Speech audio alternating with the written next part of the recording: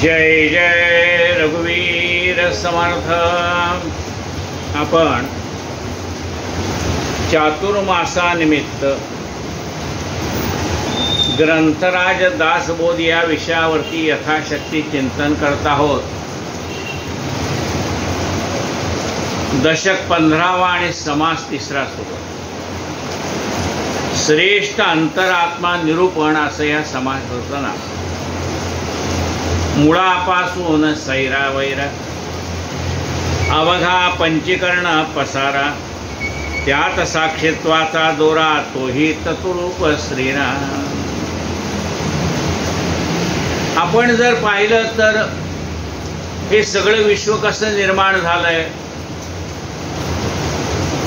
तर मूळ परमात्मा, मग त्याची माया पंचशक्ती, आणि मग तिच्यापासून अहंकार, आणि पुढे हे सगळं पंचमहाभूत, पंचज्ञानेंद्रिय, पंचकर्मेंद्रिय असा सगळा, याला पंचीकरण असं म्हणतात। कशापासून तयार झाले हे समजून घेणं याला म्हणतात पंचीकरण। अवघा पंचीकरण पसारा, त्यात साक्षीत्वाचा दोरा तोही तत्व। त्यात ह्या सगळ्याला जाणणार आहे। जाणणारा कसा आहे? याला माझं डोकं म्हणतायत, हे जाणणार आहे। याला माझे कान म्हणतायत, हे कोणतं जाणतंय की हे माझं, हे माझे कान आहेत, हे जाणणारा कोणतरी आहे। त्याला साक्षीरूप म्हटलंय की तो साक्षी आहे या सगळ्याला। त्याच्यामुळे हे सगळे विश्व चाललेलं आहे। त्यात साक्षीत्वाचा दोरा तोही तत्वरूप श्रीराम। तत्वाने ते जाणता येतं। दुरुस्त्या धाटल्या फौजा, चतुरंग सेना चालली।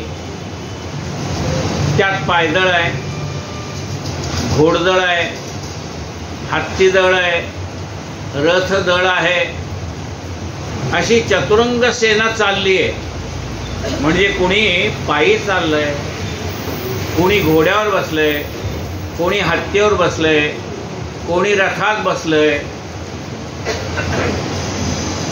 पण हे चतुरंग सेना ज्यावेळेला राजवाड्यात पोचते त्यावेळेला सिंहासनावर एकटाच बसतो का? सगळं बसतंय, पायदळ बसतंय, घोडदळ बसतं नाही। एकटा राजा सिंहासनावर बसणार। जरी एवढी चतुरंग सेना असली तरी त्या सिंहासनावर बसणारा एकच आहे। सिंहासन पर बैठे राम, कपी आए जो तमाम, पीछे टाड़े हनुमान, कर दिया नौकरी।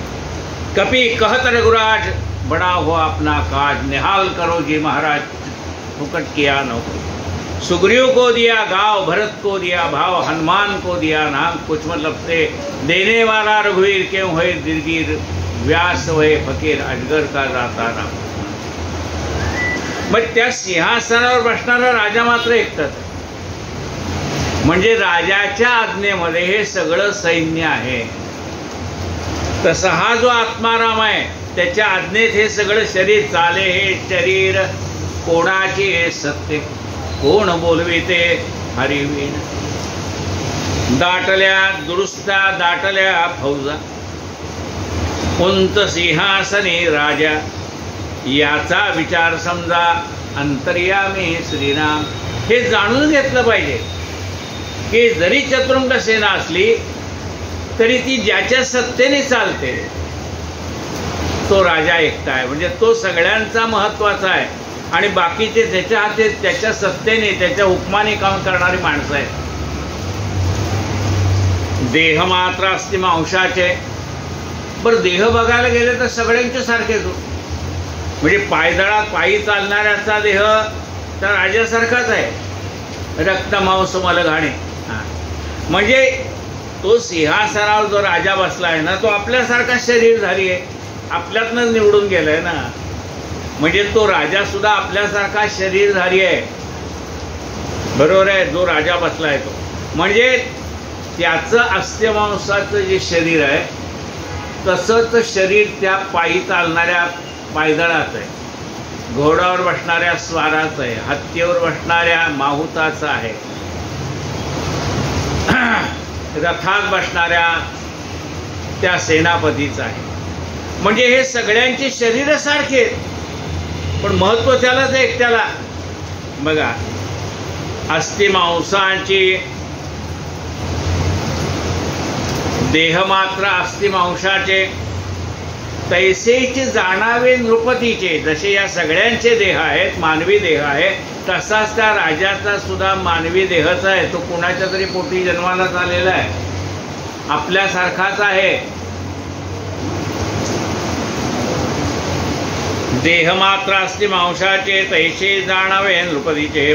मुळापासून सृष्टीचे तत्वरूप श्रीराम. तसं हे सृष्टीचं तत्व आहे. सगळे सारखेच, तो महत्वाचा आहे.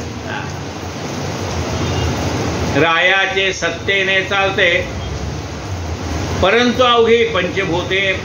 मुळी अधिक जाणवेचे ते अधिष्ठान आहे श्रीराम. राजाच्या सत्तेने हे सगळं सैन्य चालतंय. घोडदळाला सांगितलं जा पुढे तर जात आहे, घोडेवाल्याला सांगितलं जा जातोय, हत्तीवर बसणाऱ्या माणसाला जा तर जातोय. म्हणजे राजाच्या सत्तेने हे सगळं चाललेलं आहे. रायाचे सत्तेने हे चालते, परंतु अवघी पंचमहाभूते. पण ही सगळी पंचमहाभूतच आहेत. पृथ्वी, आप, तेज, वायू आणि आकाश या पंचमहाभूतांनीच बनलेलं शरीर पायदळाचं आहे, घोडदळाचं आहे, सगळ्याचं आहे. तसंच राजाचं पण पंचमहाभूतांनीच बनलेलं शरीर. मग एवढं महत्व राजाला का आलं? तरीच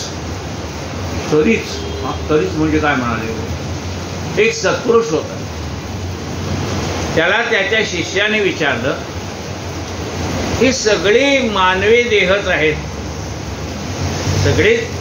म्हणजे जसं आता सांगितलं अस्तिमांसाचं शरीर राजाचं आहे, तसंच बाकी सगळ्यांचं आहे. मग एकट्या राजालाच का सिंहासनावर बसवलं? सगळ्यालाच रोज एक दिवस म्हणले असं त्या राजाला का बसवलं? चल म्हणले तुला सांगतो. म्हणजे एकाला म्हणले दारातला शिपाईच केलाय, एकाला त्याच्यावरचा केलाय, एकाला त्याच्यावरचा केलाय, एकाला त्याच्यावरचा केलाय, आणि राजा सगळ्यात मोठा. म्हणजे असं देवाने भेदभाव का केला?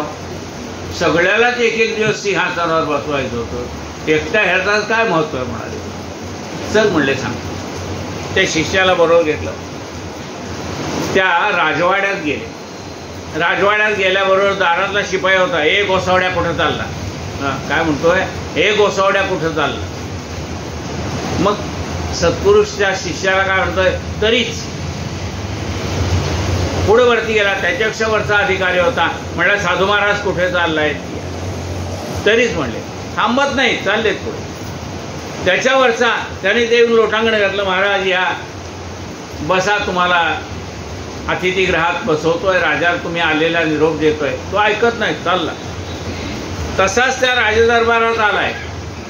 राजाने पाहिलं सत्पुरुष आलाय म्हणून. राजा सिंहासनावरून खाली उतरला आणि त्यांनी दंडवत घातला. म्हणले बाबा माझा राज्यसभा पावन झाली. म्हणले तरीच.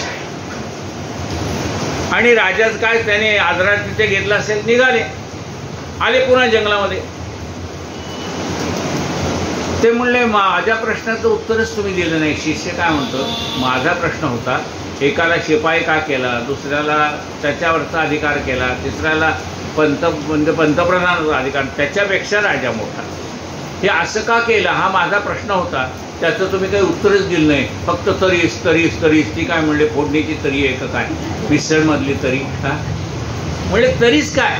अरे म्हणले त्या दारावरचा शिपाई आपल्याला काय म्हणाला, हे गोसावड्या इकडे. म्हणजे त्याचं बुद्धिमत्ता तेवढीच आहे म्हणून त्याला शिपाईतच का? त्याच्यापेक्षा वरच्या अधिकाऱ्याकडे नम्रता आहे म्हणून त्याला त्याच्यापेक्षा मोठं पद मिळालं. त्याच्यापेक्षा मोठ्या अधिकाऱ्याकडे अधिक नम्रता आहे म्हणून त्याला मोठं पद मिळालं. आणि राजाकडे सर्वात मोठी नम्रता आहे. सर्व सत्ता त्याच्यामध्ये असताना सुद्धा त्याने मला साष्टांग दंडवत घातलं. म्हणजे सर्व असून सुद्धा नम्रता त्याच्याकडे, म्हणून त्याला राजा केले गुणाप्रमाणे. मग म्हणाले हे असं आहे, मोठं पद कधी मिळेल त्याची पात्रता असते त्याप्रमाणे मिळत जातं म्हणाले. रायाचे सत्तेने चालते, परंतु अवघी पंचभूते. मुळी अधिक जाणवेचे ते अधिष्ठान आहे. मुळी काय म्हणलंय त्यांनी, अधिक जाणवेचे अधिष्ठान आहे. अधिक जाणीव म्हणजे एकापेक्षा दुसऱ्याला जास्ती समजतंय, त्याच्यापेक्षा अधिक शहाणा आहे, त्याच्यापेक्षा अधिक शहाणा आहे. मग ज्ञानी माणसाला लोक वंदन करणारच. मग हा सगळ्यात ज्ञानी कोण आहे? तर राजा आहे. राजाला सर्व काही समजतंय. विवेके बहुत पैसावले म्हणून अवतारी बोलले, मनु चक्रवर्ती झाले येण्याची न्याय हे श्रीराम. यांनाच असं आपल्या गुणपरत्वे राज्यपद त्याला प्राप्त झालंय. तसंच पूर्वी देवाचे अवतार होऊन गेले म्हणून नावाचा चक्रवर्ती राजा झाला. अनेक राजे होऊन गेले, त्यांनी समाजाला योग्य असं वळण लावलं. जेथे उदंड जाणीव तेची तितके सदैव, थोडे जाणीवेने निर्देव होती लोक श्रीराम. जेथे उदंड जाणीव, ज्या ठिकाणी भरपूर ज्ञान आहे, उदंड जाणीव, तितके तेची तितके सदैव, तेवढी माणसं काय आहे? सदैव आहे, दैवी आहे. त्यांना दैवी गुण अंगामध्ये आहे. ज्ञानेश्वरीमध्ये सुद्धा दैवी गुण सांगितले. ते सगळे दैवी गुण त्यांच्याजवळ आहेत. जेथे उदंड जाणीव तेची तितके सदैव, थोडे जाणवेने निर्देव होती लोक श्रीराम. जेवढी जाणीव कमी तितकं तितकं त्याला महत्त्व कमी. जशी जशी ज्ञानाची पातळी वाढत जाईल तसतसं आपल्याला महत्त्व वाढत जाईल. आता एवढं मग म्हणाले सदैव होण्यासाठी काय करावं? म्हणजे मला पण तसं व्हायचंय. म्हणजे मग त्याच्यासाठी काय करावं सांगा. व्याप आटोप करती, एवढं पद त्यांना का मिळतं? व्याप आटोप करती, व्याप वाढवतात ते आपला. आता व्याप कसा आहे? व्याप तितकं वैभव. जेवढा तुम्ही कष्ट कराल तेवढं वैभव वाढत जाणार. आणि व्याप तितका संताप. जेवढा व्याप वाढेल तसा तुमचा संताप पण वाढत जातो. कारण ते सगळं कंट्रोल करायचं असतं ना. व्याप तितका आपल्याला, व्याप जर आला तर तो व्याप सांभाळता पण आला पाहिजे. व्याप करणं सोपं आहे पण ते सांभाळता येणं पण सांभाळता पण आलं पाहिजे. व्याप आटोप करती, ते लोक व्याप करतात म्हणजे अनेक प्रकारचे उपक्रम ते मोठ्या सहज गतीने पार पाडतात. व्याप आटोप करतील आणि तो सुद्धा आटोपशीर पद्धतीने, चांगल्या पद्धतीने. व्याप आटोप करते, धके चपेटे सोसती, अनेक प्रकारचे कष्ट सहन करतात. कोणी चांगलं म्हणेल, कोणी वाईट म्हणेल, कष्ट करावे लागतात. तेव्हा आधी कष्ट मग फळ. आधी कष्ट करावे लागतात तेव्हा त्याचं फळ मिळतं. धके म्हणजे सदैव व्हायचं असेल तर काय करावं लागतं? एवढं सगळं करावं लागतं. धके चपेटे सोसती, तेणे प्राणी सदैव होती. देखत देखता श्रीराम. पाहता पाहता आपल्याला कळतं की हा मनुष्य किती लहान होता, सामान्य होता, केवढा मोठा झाला. मग म्हणले की एवढा मोठा झालेला दिसतोय. नवीन माणसाला त्याचं फक्त मोठेपणच दिसणार ना. पण ज्याने त्याला लहानपणापासून पाहिले त्याला त्याचे कष्ट माहिती असतात. तो म्हणले आम्ही पाहिलंय त्यांनी किती कष्ट केले ते, तेव्हा त्याला हे वैभव प्राप्त झालेलं आहे. धके चपेटे सोसती, तेणे प्राणी सदैव होती. देखत देखता श्रीराम. ऐसे हे आता वर्तते, मूर्ख लोकास कळे ना. ते मूर्खाला कळत नाही म्हणाले. त्याला मोठेपणा पाहिजे असतो पण कष्ट नको असतं. मूर्खास कळे ना ते.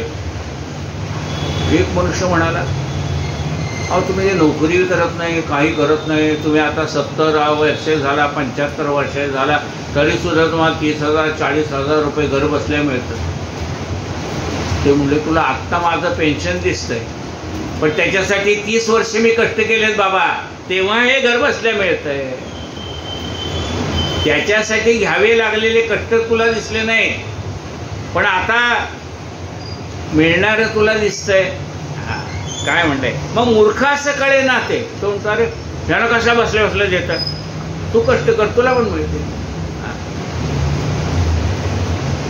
ऐसे हे आता वर्तते मूर्ख लोक असं कळे ना ते, विवेकी मनुष्य समजते सकळ काय हे श्रीराम. विवेकी माणसाला कळतं, जो सारासार विचार करतो खरंच त्या माणसाने एवढे कष्ट घेतलेत ना, म्हणून आज त्याला हे वैभव प्राप्त, म्हणून त्याला मोठेपणा प्राप्त झालाय, म्हणून त्याला मान प्राप्त झालाय.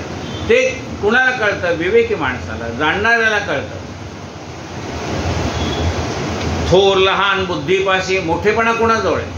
लहान वयाच्या माणसाला सुद्धा लोक पाया पडतात. काय म्हटलंय पहा, थोर लहान बुद्धीपाशी.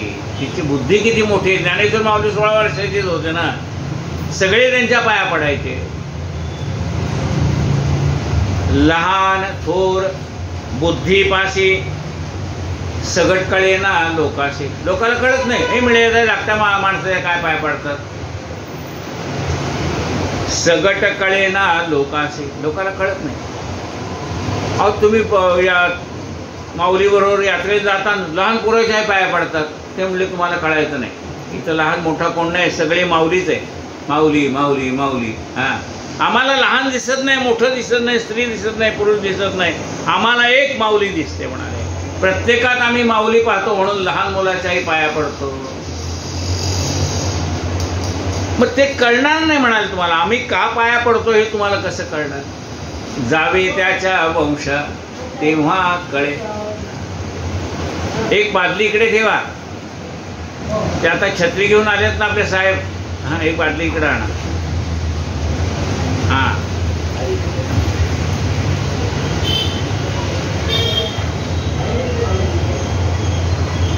काय पाहिजे? इकडे या म्हणा. ओ हो सर, माझ्याशी काही काम आहे का? येऊ देत त्यांना इकडे. या या या माऊली या.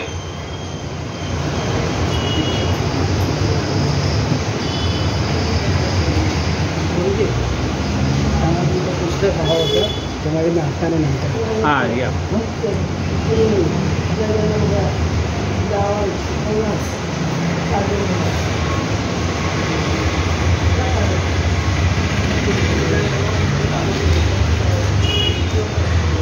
मिळाले का तुला? छत्री ठेवायला बादली मिळाली का? हा बस बस बस, आता बस बघा, तू शांत मी पण शांत. हा, पाय पडून घे. चला.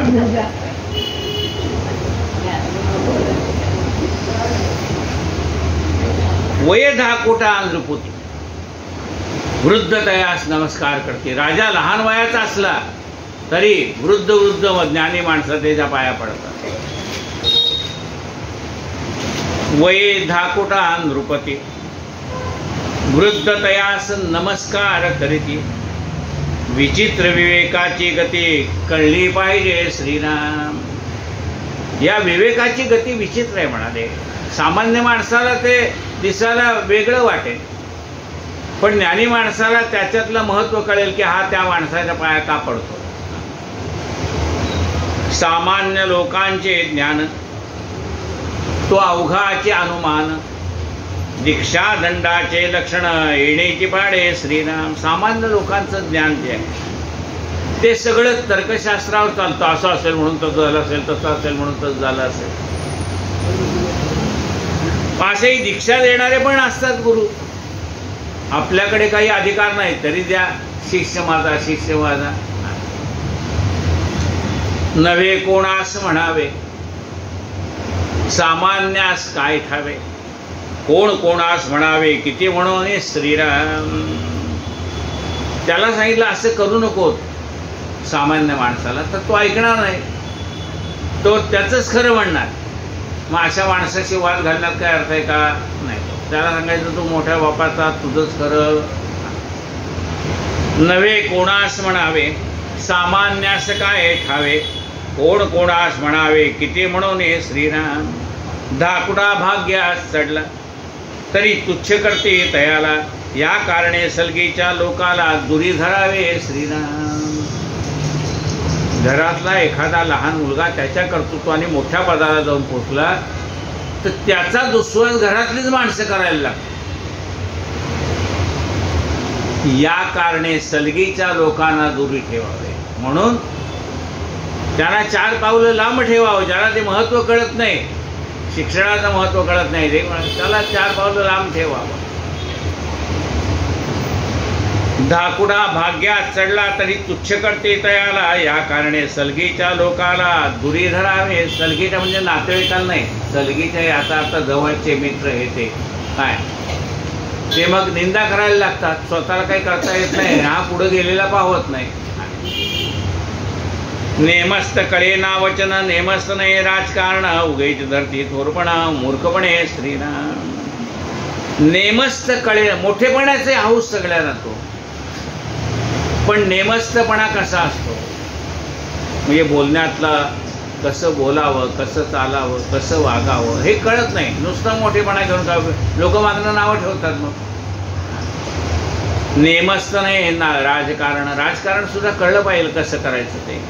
नेमस्त नाही राजकारण, उगेच धरते थोरपणा, मूर्खपणे श्रीराम. नुसता मोठेपणा घेतला, लोक देतील मोठेपणा पण मागणं नावं ठेवतील. अगदी हात गळ्यात हार घालतील, शाल श्रीफल देतील पण मागणं नावं ठेवतील. म्हणून जाणत्याची सेवा करावी असं सांगितलं. राजकारणच करायचं ना, मग जो जाणता राजकारणी त्याच्या संगतीत राहिला तर तुम्हाला म्हणजे कुणी असेल त्यातला तज्ज्ञ जो असेल तो त्या त्या क्षेत्रातला तज्ज्ञ माणूस.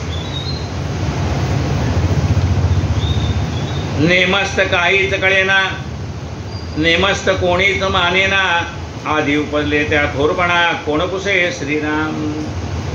नेमस्त काहीच कळेना, कसं वागावं कसं बोलावं काही कळत नाही. कुणाला सांगितलं तर मानेना, तो मानत नाही.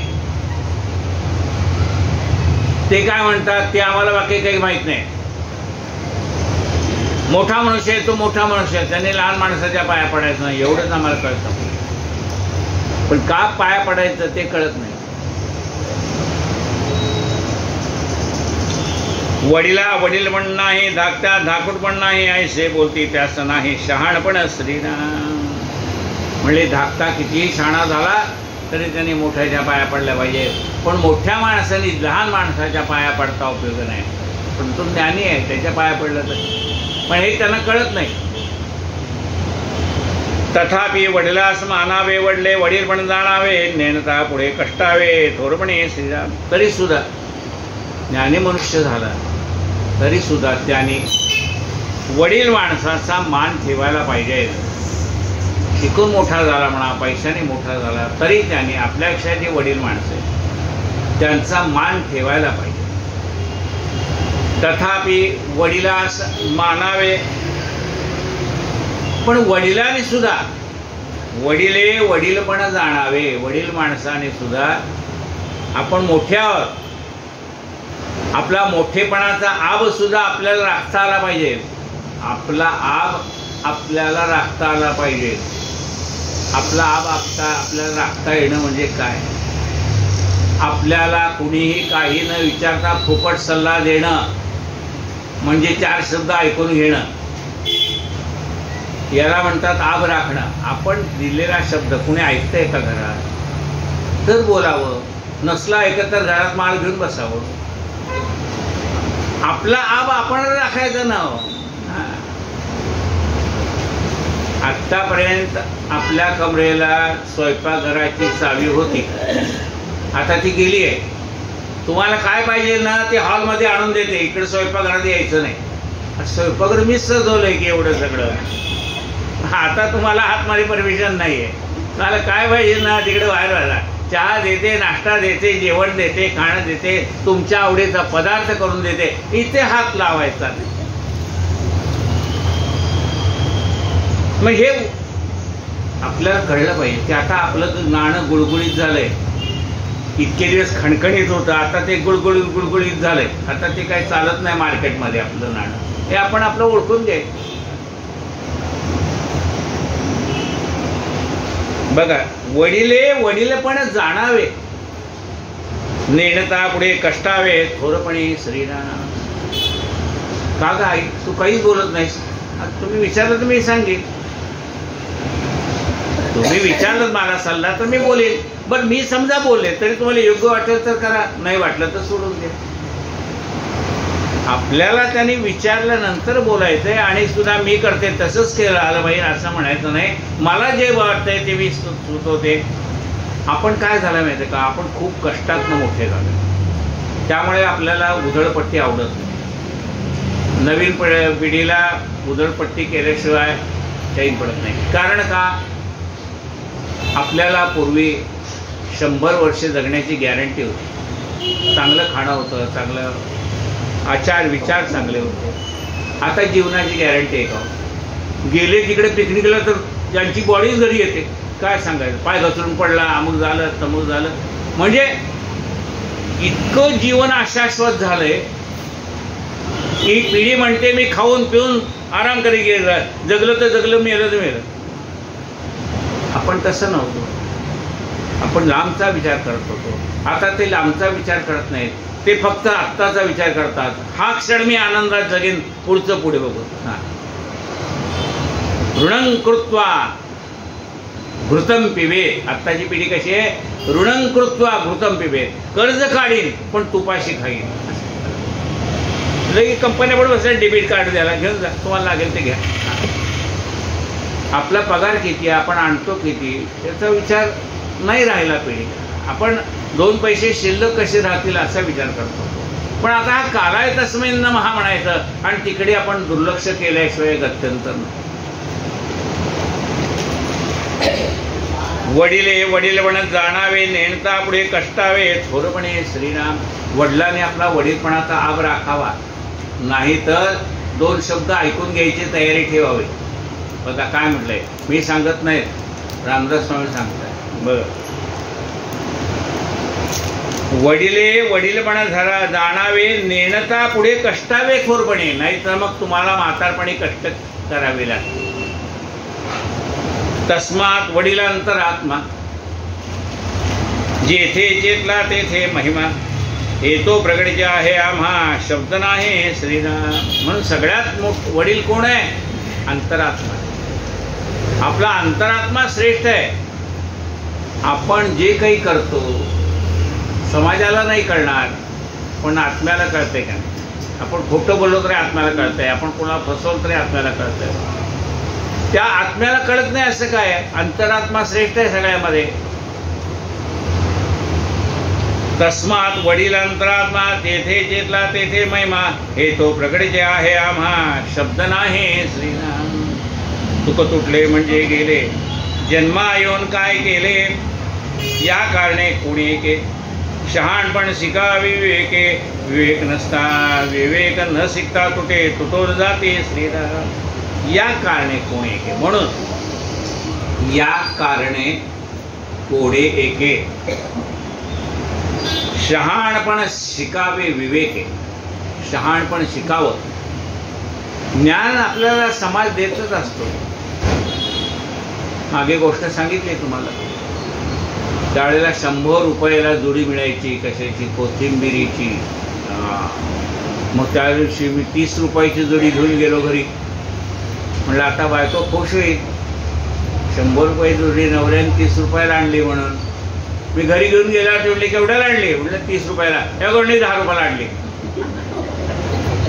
म्हणजे काय झालं तर त्या भाजीवालीने 10 रुपयाची जुडी मला 30 रुपयाला विकली. म्हणजे 20 रुपयाची अक्कल तिने मला विकत दिली. 20 रुपयाची अक्कल मी विकत घेतली तिच्याकडनं. ते म्हणले पुढच्या वेळेला 4 ठिकाणी चौकशी करत जा.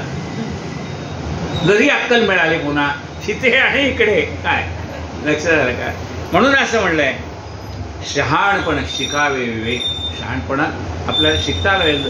पुढच्या स्टेज मागचा शहाणा, याला शहाणपण म्हणतात. शिकता आलं पाहिजे.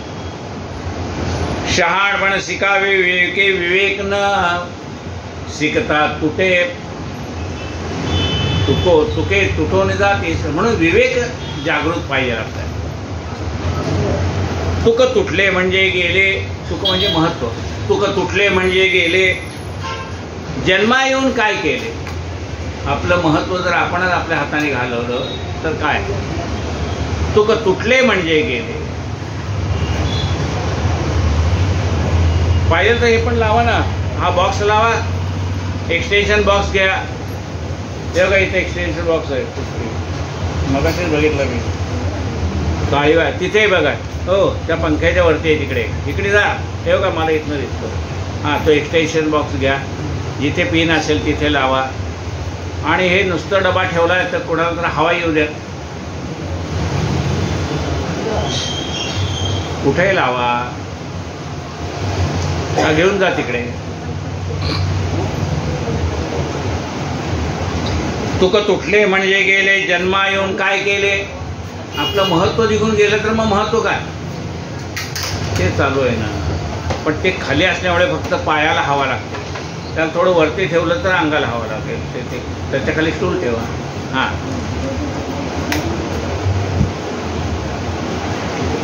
तुक तुटले म्हणजे गेले, जन्मा येऊन काय केले? बळेच सांदेश घातले. नाही इथं नका लो. हो महाराज, मला नको हवा, तिकडे कुठतरी बॉक्सला लावा. तिकडच्या लोकांसाठी ते, माझ्यासाठी नाही. ती घेऊन जा तिकडे.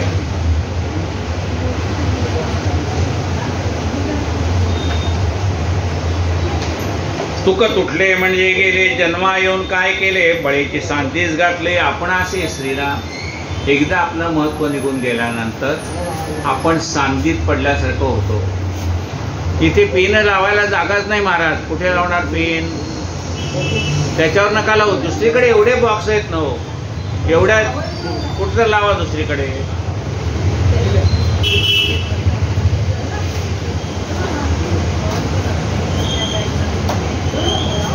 जर आपलं महत्त्व कमी झालं ना तर सगट बायका शिव्या देते. ऐका, सगट जर आपली किंमत संपली ना मग आपल्याला बायका नावं ठेवतात. सगट बायका शिव्या देते. सांदीस पडला ऐसे म्हणते. अरे तुला काहीच किंमत नाही असं म्हणतात. सांदीस पडला ऐसे बघते. ऐसे म्हणते मूर्खपणाची प्राप्ती ठाकरून आली श्रीराम.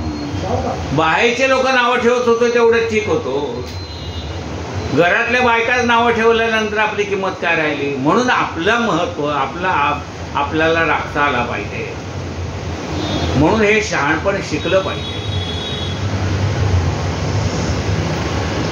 सगड बायका शिव्या देती, सांदीस पडला ऐसे म्हणते मूर्खपणाची प्राप्ती ठाकून आली श्रीराम. ऐसे कोणी न करावे, सर्व सार्थकची करावे, असं कोणी करू नये. म्हणून शहाणपणा शिकून घ्यावा. ऐसे कोणी न करावे.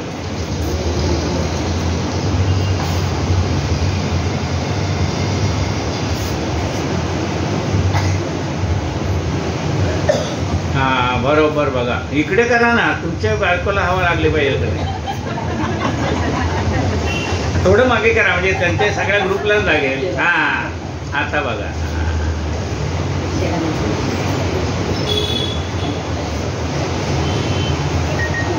ऐसे कोणी एके न करावे. नाही ते रोज याला हात नका लावू खाली सरकेल. हे कधी पडून गेलं कळलंच नाही. बरं असू दे, तेवढं महत्वाचं नाही आहे. काहीतरी आपल्या अंगावर उपरणं म्हणतात, हां असावं. ऐसे कोणी एके न करावे, सर्व सार्थकीचे करावे. म्हणजे आपलं आयुष्य सार्थकी लागलं पाहिजे. आता सार्थकी कधी लागेल? आपण जर लोकांच्या उपयोगी पडलं तरच सार्थकी लागतं. बरोबर ना? आज कोणती लोक लोकांना आवडतात हो? काम करणारी लोक लोकांना आवडतात. मग ते घरातले असोत का बाहेरचे. मग आपला सुद्धा उपयोग घरातल्या माणसाला कसा होईल हे पाहणं आपलं काम आहे. कोणी एके ऐसे कोणी एके न करावे, सर्व सार्थकची करावे. कडे ना तरी विवरावे, ग्रंथांतरी श्रीराम. कसं वागावं हे कळत नसेल तर ग्रंथ वाचावेत, ग्रंथाचा अभ्यास करावा. ग्रंथात लिहिलेलं असतं कसं वागावं, कसं बोलावं, काय बोलावं, काय बोलू नये, केव्हा बोलावं, केव्हा बोलू नये. सर्वसाधारण प्रवचनात असताना आपण म्हणतो ना, सगळं आयुष्य नश्वर आहे. जन्माला आलेला मनुष्य कधी ना कधी तर जाणारच. आता हे इथं बोलणं ठीक आहे ना. हे महाराज गेले एखाद्या सांत्वनाला, घरातली सगळी माणसं रडत होते. म्हणजे कशाला रडता, एक दिवस जायचाच आहे की, असं म्हणून चालेल का? नाही चालेल. इथं बोलणं निराळं, तिथं बोलणं निराळं. तिथं गेल्यानंतर असंच म्हटलं पाहिजे, अरे अरे वाईट झालं बरं, असं व्हायला नको. म्हणजे काय बोलावं, केव्हा बोलावं, कुठं बोलावं हे कळणं, याला विवेक म्हटलंय. जरी सत्य असलं तरी ते तिथं बोलून चालत नाही. डॉक्टर सुद्धा सांगतो तुमच्या घरच्यांना बोलून घ्या.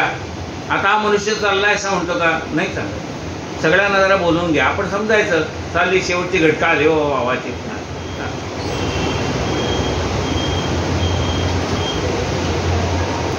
ऐसे कोणी एके न करावे, सर्व सार्थकची करावे, कळे ना तरी विवरावे, ग्रंथांतरे श्रीराम. शहाण्यास कोणीतरी वाहती. शहाण्या माणसाला कोणतरी बोलवतील का नाही? मूर्खाला कोण बोलवेल? शहाण्यास कोणीतरी बाहते, मूर्खास लोक दौडून देतील. मूर्ख मनुष्य आला तर म्हणत जा रे बाबा तुझं काही काम नाही. शहाण्या माणसाला जवळ करतील का मूर्ख माणसाला जवळ करतील? शहाण्यास कोणीतरी बाहते, मूर्खास लोक दौडून देतील. जीवास आवडे संपत्ती, तरी शहाणे व्हावे श्रीराम. समोरच्या माणसाकडे जसा पैसा आहे तसा पैसा मलाही मिळावा असं वाटत असेल तर तो मनुष्य जसे कष्ट करतो तशी कष्ट करण्याची आपली तयारी पाहिजे, तर मिळेल त्याच्यासारखं. अहो या शहाणपणा कारणे बहुतांचे कष्ट करणे, परंतु शहाणपण शिकणे हे उत्तमोत्तम श्रीराम. असं हे शहाणपण आपल्याला प्राप्त व्हावं म्हणून अनेक प्रकारचे कष्ट करण्याची मानसिक तयारी पाहिजे. शिकता आलं पाहिजे आपल्याला.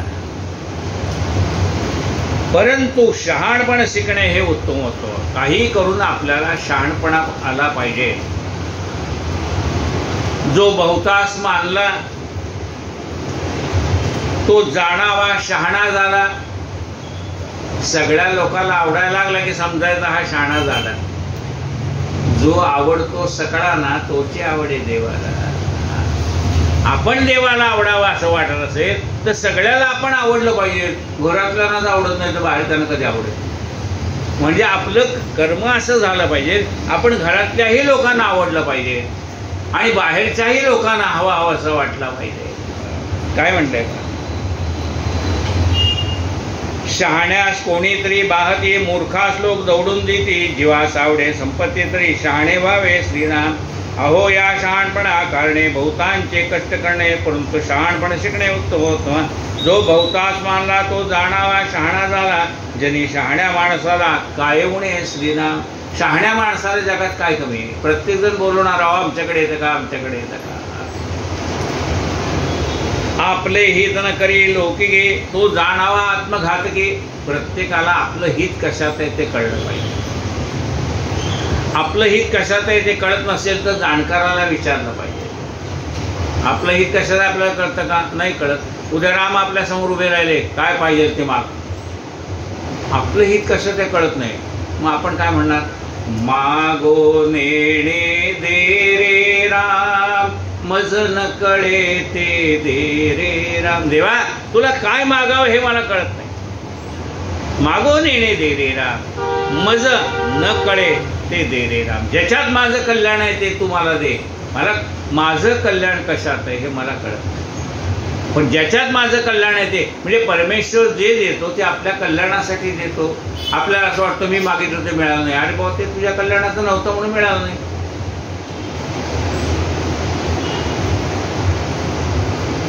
आपले हित न करी लौकिकी, तो जाणावा आत्मघातकी. या मूर्खा एवढा आपातकी, आणिक नाही श्रीराम. ज्याला आपलं हित कशात आहे, आपलं हित कशात आहे हे आपल्याला कळलं पाहिजे. आपलं कल्याण कशात आहे? भगवंताच्या प्राप्तीवर आपलं कल्याण आहे. मग त्या भगवंताची प्राप्ती करण्यासाठी काय करावं, याच्यासाठी घ्यावे लागणारे कष्ट महत्वाचे आहेत. आपलं हित कशात आहे ते आपल्याला कळत नसेल तर काय उपयोग. आपले हित न करे लौकिके तो जाणावा आत्मघातके. आत्मघातके का म्हणलं? या जन्मात जर आम्ही देव मिळवला नाही, पुन्हा जन्म घ्यावा लागेल. पुनरुपी जन्म पुनरुपी मरणम हे चुकूनच चालूच राहणार ना. म्हणून त्याला आत्मघातकी म्हणजे आत्महत्याला म्हटलंय. पुन्हा जन्म घ्यावा लागतो ना. म्हणजे कशासाठी घ्यावा लागतो? जन्म घेणे लागे वासनेच्या संगे. आपल्याला जशी वासना मनामध्ये असेल तसा जन्म घ्यावा लागतो. मग ती वासना विषय तो त्यांचा झाला नारायण. विषयच परमात्मा करून टाकायचा, दुसरा विषयच नाही. आपले हित नगरे लौकिके तो जाणावा आत्मघात के. या मूर्खा एवढा पातके अनेक नाही श्रीराम. आपण संसारी कष्ट तो लोका करवी रागे दोन घेतो. जनामध्ये शहाणा तो ऐसे न करी श्रीराम. आपण कष्ट करत नाही, मग जाणारे येणारे नावं ठेवायला लागतात. येणारे पाहुणे म्हणा, हे म्हणा, शेजारी एवढा बाजार एवढा नावं ठेवतात. आपण काही कष्ट करत नाही, खाऊ नुसतं बसून खातो. लोक नावं ठेवतात ना. आपण संसारी कष्ट तो लोका करवी रागे दोन घेतो. जनामध्ये शहाणा तो ऐसे न करी. साधका शिकवले हे स्वभावे. आता मी समजून सांगितलं, म्हणलं तुम्हाला पटलं तर घ्या, नाही तर सोडून दे. समर्थ काय म्हणतात? साधका शिकविले स्वभावे. मानेल तरी सुखे घ्यावे, मानेना तरी सांडावे एकीकडे. मी बाबा तुमच्या कल्याणाचं सांगितलं. शहाणपण शिकायला पाहिजे. लोकांनी आपल्याला चांगलं म्हणलं पाहिजे, त्यासाठी चांगलं वागलं पाहिजे, चांगलं बोललं पाहिजे, चांगलं केलं पाहिजे. हे मी तुम्हाला समजून सांगितले. साधका शिकवले स्वभावे. मानेल तरी सुखे घ्यावे, न मानेल तरी सांडावे एकीकडे. नाही तुम्हाला नाही पटलं ना, सोडून द्या. तुम्ही श्रोते परमदक्ष, पण तुम्ही तसे नाही. म्हणजे या कानाने ऐकलं आणि त्या कानाने सोडून दिलं असे तुम्ही नाही. समर्थ श्रोत्यांना सांगतात, काय म्हणतात? तुम्ही श्रोते परमदक्ष, अलक्षासे लाविता अलक्ष. तुम्ही श्रोते दक्ष आहात. तुमचं लक्ष कुठे? अलक्षाकडे. म्हणजे जो लक्षात येत नाही असा परमात्मा, निर्गुण निराकार परमात्मा, तो लक्षात येत नाही. पण तो लक्षात यावा म्हणून सगुणाची भक्ती करून तुम्ही निर्गुणाकडे चाललाय. म्हणून काय म्हणलंय? श्रोते तुम्ही परमदक्ष, अलक्षास लाविता लक्ष. हे तो सामान्य प्रत्यक्ष जाणतच आहे श्रीराम. हे तर तुम्हाला माहितीच आहे असं समर्थ म्हणतात. इथे श्रीदास बोधे पुरुषेश्वर मारे श्रेष्ठ अंतरात्मा नाम समास तृतीय. श्रीराम समर्थ श्रीराम.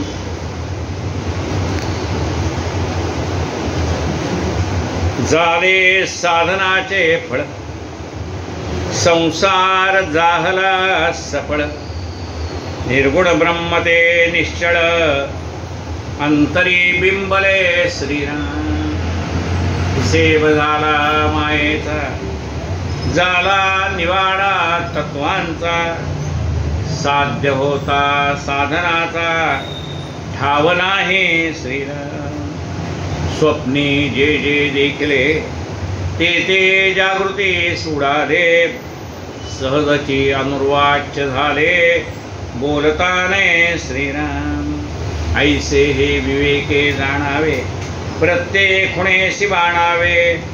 जन्म मृत्यूच्या नावे, शून्याकार श्रीराम. भक्ताचे निसाभिमाने, कृपा केली दाशरथीने. समर्थ कृपेची वचने, तो हा दासबोध श्रीराम. 20 दशक दासबोध श्रवणाद्वारे घेता शोध. मनन करत्यास विशद, परमार्थ होतो श्रीराम. 20 दशक 200 समास, साधके पहावे सावकाश. व्यर्था विशेषा विशेष, कळो लागे श्रीराम. ग्रंथाचे करावे स्तवन, स्तवनाचे काय प्रयोजन. येथे प्रत्ययास कारण, प्रत्ययो पहावा श्रीराम. देहे तो 5 भूतांचा, कर्ता आत्मा तेथीचा. आणि कवित्व प्रकार मनुष्याचा, कशावरुने श्रीराम. सकळ करणे जगदीशाचे, आणि कवित्वाची काय मनुष्याचे.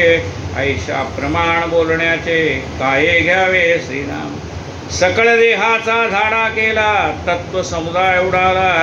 तेथे कोण्या पदार्थाला आपुले म्हणावे श्रीराम ऐशी ही विचाराची कामे उगेच भ्रमोने भ्रवे जगदीश्वरे अनुक्रमे सकळ केले श्रीराम इति श्रीदास बोधे कृषी संवादे विमल ब्रह्मनिरूपणाम समाज दशम श्रीराम समर्थ श्रीराम आरती पंढरीश प्रभूची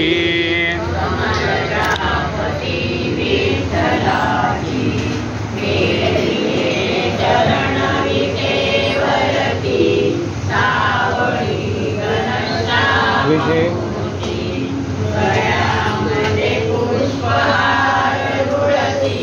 खुले त्यावरी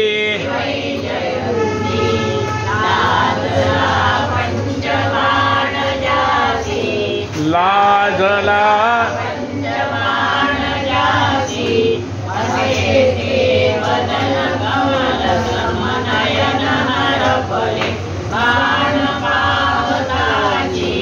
उभी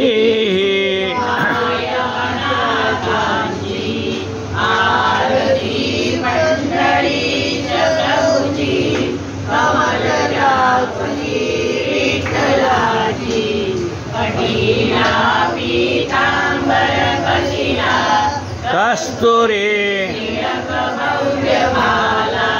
मितीना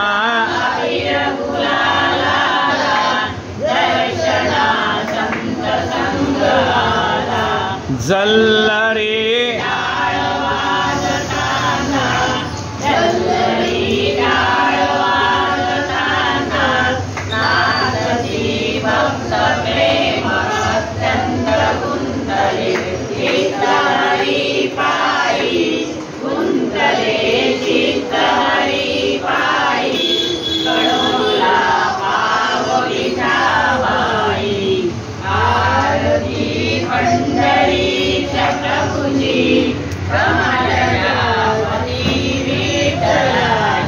सद्गुरु गजानन महाराज की जय।